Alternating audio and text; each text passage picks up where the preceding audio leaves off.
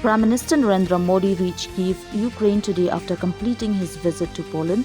He will meet Ukraine President Vladimir Zelensky.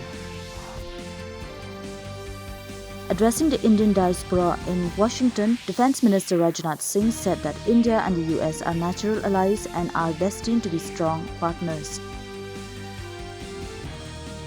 President Draupadi Murmu has said that the Indian Space Research Organisation has made important contributions not only in the space sectors but also to the socio-economic development of the country.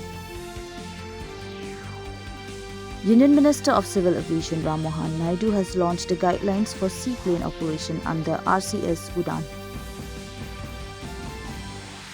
India and the United States have entered into a bilateral non-binding security of supply arrangement and will enable both countries to acquire the industrial resources.